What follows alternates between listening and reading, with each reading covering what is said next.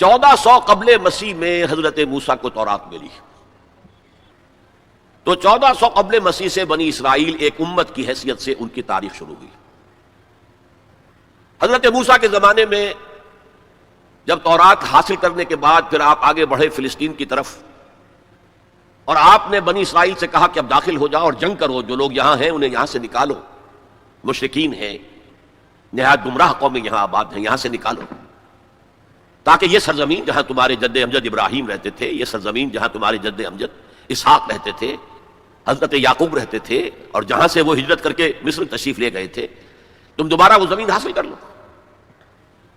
لیکن انہوں نے جنگ سے صاف انکار کر دیا۔ فَاذْهَبْ أَنْتَ وَرَبُّكَ فَقَاتِلَا إِنَّا هَاهُنَا قَاعِدُونَ، اے موسیٰ جاؤ، تم جاؤ، تمہارا رب جائے، تم جا کے جنگ کرو، وہ تو بڑے بڑے قوی الجثہ لوگ ہیں، بڑے خوخار لوگ ہیں، ہم ان سے جنگ کرنے کی پوزیشن میں نہیں ہیں، ہم تو یہاں بیٹھے ہیں۔ حضرت موسیٰ پر اس قدر شدید بیزاری طاری ہوئی، آپ نے اللہ کی جناب میں دعا کی، رب انی لا املک الا نفسی و اخی، پروردگار مجھے تو اختیار ہے تو اپنی جان پر اور اپنے بھائی ہارون کی جان پر۔ اور یہ پوری قوم انکار کیے بیٹھی ہے۔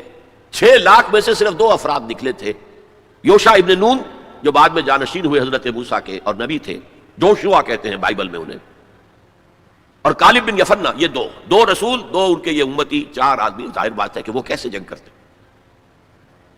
تو حضرت موسیٰ کی دعا تھی کہ رب انی لا املک نفسی الا نفسی واخی فافرق بیننا و بین القوم الفاسقین، تو اے اللہ اب ہمارے اور ان فاسقوں کے درمیان علیحدگی کر دے، میں اب ان کے ساتھ نہیں رہنا چاہتا، ان ناہنجاروں کے ساتھ نہیں رہنا چاہتا۔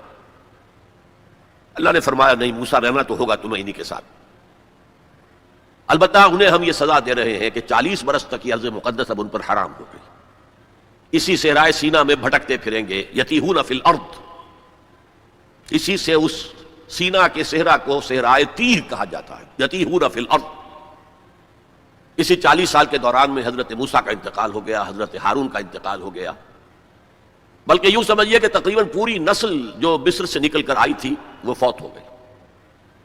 اب ایک نئی نسل پیدا ہوئی صحرا میں، جو غلامی کا داغ اٹھائے ہوئے نہیں تھی، صحرا کی وسطوں میں پیدا ہوئے۔ جیسے کہ اقبال کہتا ہے، فطرت کے مقاصد کی کرتا ہے نگہبانی، یا بندہ صحرائی یا مرد کوہستانی۔ شہری لوگوں کے اندر تو طرح طرح کی کمزوریاں آ جاتی ہیں، اخلاقی اعتبار سے بھی، بڑے بڑے شہر ان کے اندر جو بھی خرابیاں آتی ہیں وہ سب کو معلوم ہے۔ تو فطرت کے مقاصد کی کرتا ہے نگہبانی، یا بندہ صحرائی یا مرد کوہستانی۔ تو صحرا میں جو نسل پیدا ہوئی اب 40 سالوں میں، اور وہ جوان ہو گئی، اس نے پھر جوشوا یعنی حضرت یوشع ابن نون کی سرکردگی میں جہاد کیا، قتال کیا۔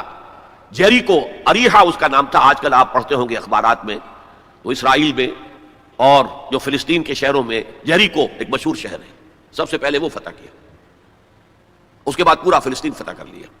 غلطی یہ کی کہ کوئی ایک مرکزی حکومت قائم نہیں کی، 12 قبیلوں نے 12 چھوٹی چھوٹی ریاستیں بنا لی۔ اب 12 ریاستیں ہوں گی تو آپس میں کھٹپٹ بھی ہوگی، اختلافات بھی ہوں گے۔ جیسے ہمارے دور زوال میں ہندوستان میں جب مغلیہ سلطنت کا جو کنٹرول تھا وہ ڈھیلا پڑ گیا، تو اب ہر جگہ پر راجے ہیں، مہاراجے ہیں، نواب ہیں، لوکل لوگ کھڑے ہو گئے، اور ان پر کوئی کنٹرول اب مرکز کا نہیں رہا۔ پھر وہ آپس میں لڑتے بھی تھے، یہ آپس میں لڑتے بھی تھے، اور جو قریب کے مشرک قبائل تھے ان سے ایک دوسرے کے خلاف مدد بھی لیتے تھے، ان سے شادیاں بھی کی، ان سے خلا ملا بھی رکھا، مشرکانہ اوہام بھی پیدا ہو گئے، غلط رسومات بھی انہوں نے اپنے ان مشرک ہمسایوں سے سیکھ لی۔ تو پھر ان پر ایک سزا مسلط ہوئی، اور جو آس پاس کے مشرک قبائل تھے انہوں نے انہیں فتح کر کے انہیں اپنے گھروں سے نکال دیا۔ 300 برس اس کیفیت میں گزرے ہیں۔ اس کے بعد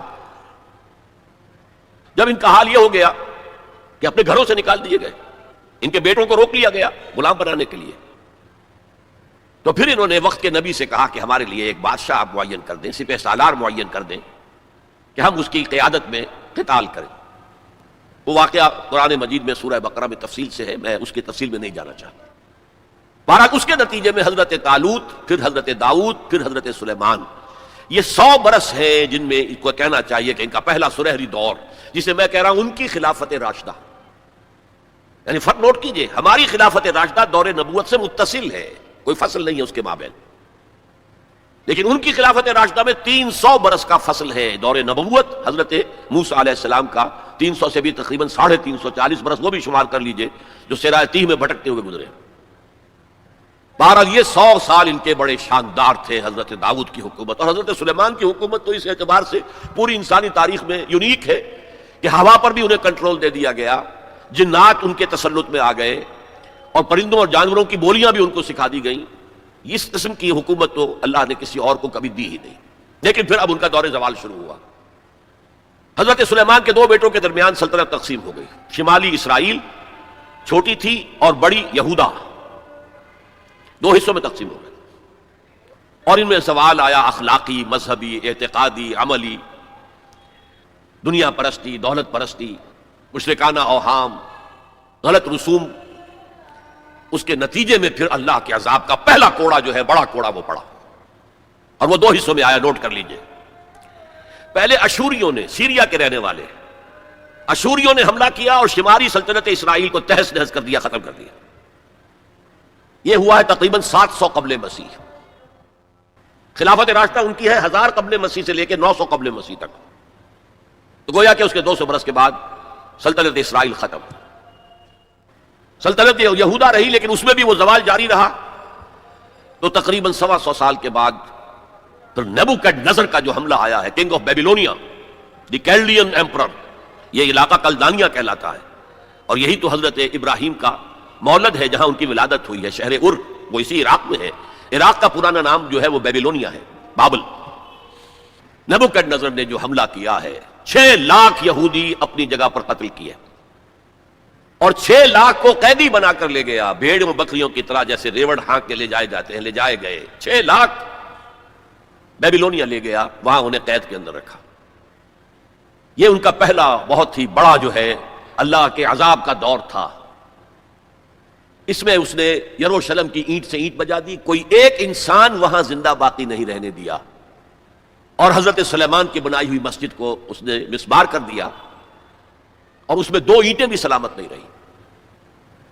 قرآن میں جو سورہ بقرہ میں ذکر ہے، او کالذی مر علی قریۃ وہی خاویۃ علی عروشہا، یہ واقعہ حضرت عزیر علیہ السلام کا۔ وہ جب آئے، انہوں نے دیکھا یہ یروشلم کا یہ حال ہو گیا ہے، تو انہوں نے وہ الفاظ کہے، انا یحیی ہذہ اللہ بعد موتہا، یہ شہر جو اس طرح مر گیا، ختم ہو گیا، ایک متنفس زندہ نہیں، 2 اینٹیں سلامت نہیں، اللہ کیسے اس شہر کو دوبارہ آباد کرے گا؟ تو اللہ نے فاماتہ اللہ 100 عام، 100 سال کے لیے موت طاری کر دی۔ وہ واقعہ آپ نے پڑھا ہوگا، میں اس میں تفصیل میں نہیں جا سکتا۔ بہرحال اس کے 100 برس کے بعد تقریباً اب تاریخ نے ایک اور کروٹ لی۔ یہ فلسطین کے مشرق میں عراق، عراق کے مشرق میں ایران۔ ایران میں ایک زبردست شہنشاہ جو ہے وہ سامنے آیا، کیخورس یا سائرس، جسے ذوالقرنین بھی کہتے ہیں، 2 سینگوں والا، اس لیے کہ اس نے 2 ملکوں کو جوڑ کر ایک سلطنت بنائی تھی، پارس اور مادہ، ان دونوں کو جوڑ کر ایک سلطنت بنائی، عظیم ایرانی سلطنت، جس کا 2500 سالہ جشن منایا تھا۔ وہ جو شہنشاہ ایران تھا جو خواب دیکھ رہا تھا، اسی اپنے دور کو واپس لانے کا۔ سائرس جو ہے اس نے حملہ کیا بیبیلونیا پر اور ان کی حکومت ختم کی۔ نیبوکڈنیزر کے جو بھی وہاں اس وقت وارث تھے، اور یہودیوں کو اجازت دے دی کہ اب تم جاؤ، جا سکتے ہو، جا کر اپنا معبد بھی دوبارہ تعمیر کر سکتے ہو۔ اس نے مدد بھی کی، اس کے جانشینوں نے بھی مدد کی، ساز و سامان بھی جاؤ بناؤ اور اپنی سلطنت میں دوبارہ آباد ہو جاؤ۔ اس وقت حضرت عزیر علیہ السلام کی دعوت توبہ کی بنا، توبہ کرو، توبہ کرو، توبہ کرو، ریپینٹ ریپینٹ ریپینٹ، اصلاح کرو اپنے اعمال کی، اپنے عقائد کی۔ اور یہ دعوت مفید ہوئی، اور ایک رینائسنس ہو گیا، احیاء ہو گیا بنی اسرائیل کے اندر، مذہبی، روحانی، اخلاقی اعتبار سے ایک احیاء ہو گیا۔ چنانچہ اللہ تعالیٰ نے اب ان کی مدد کی، ان کو مال بھی دیے، ان کو اولاد بھی دی، ان کی تعداد بھی بہت بڑھ گئی، اور اب پھر ایک 100 سالہ ان کا دور آیا ہے جو بہت عظمت کا ہے۔ ثم رددنا لكم الكرة عليهم وامددناكم باموال وبنين وجعلناكم اكثر نفيرا۔ اس کو کہتے ہیں تاریخ میں مکابی امپائر۔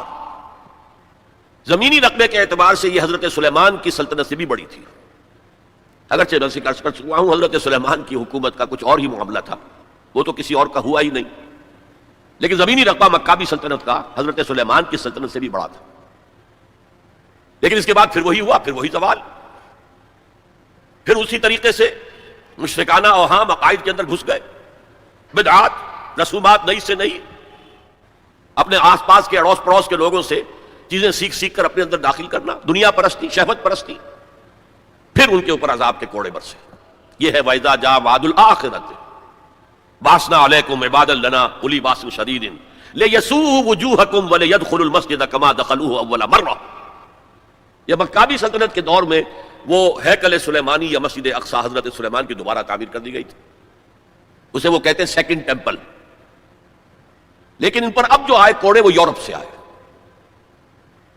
پہلے گریکس آئے، Alexander the great and Seleucus, ان کی حکومت ان پر قائم رہی، انہوں نے روندا پاؤں تلے ان کو. پھر رومنز آ گئے، رومنز نے فتح کیا علاقہ. انہوں نے اس طرح کا نظام قائم کیا، براہ راست حکومت اپنی نہیں رکھی جیسے ہمارے ہاں ہوتا تھا انگریز کے دور میں. راجواڑے اور نوابوں کا علاقہ، نواب بیٹھے ہوئے لیکن اوپر ریزیڈنٹ ایک بیٹھا ہوا ہے، اصل پالیسی اس کے ہاتھ میں ہوتی تھی. اصل میں تو انگریز کی حکومت تھی لیکن دکھاوے کے لیے راجہ مہاراجہ اور نواب تھے. اس طرح وہ یہودی حکومت انہوں نے قائم رکھی وہاں، لیکن اصل طاقت اپنے ہاتھ میں رکھی.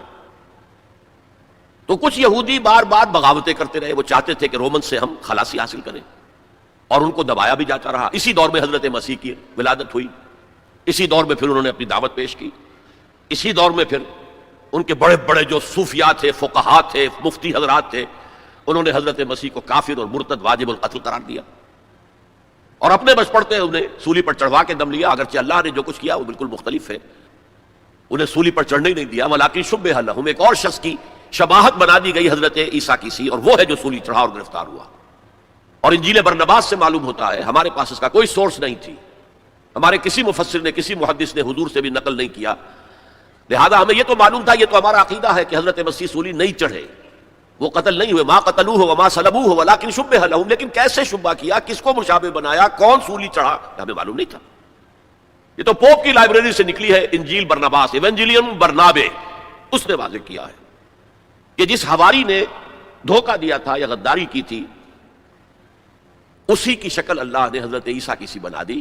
اور حضرت عیسیٰ کو جب وہ سپاہی پکڑنے کے لیے آئے تو جس کوٹھڑی میں وہ بیٹھے ہوئے تھے، باغ کے اندر وہ پوش تھے، اس کی چھت پھٹی، 4 فرشتے نازل ہوئے اور حضرت عیسیٰ کو لے گئے، اور اس شخص کی شکل حضرت عیسیٰ کی بنا دی گئی. وہ پکڑا گیا اور وہ سولی چڑھا، واللہ اعلم. لیکن یہ قرین قیاس ہے بہت.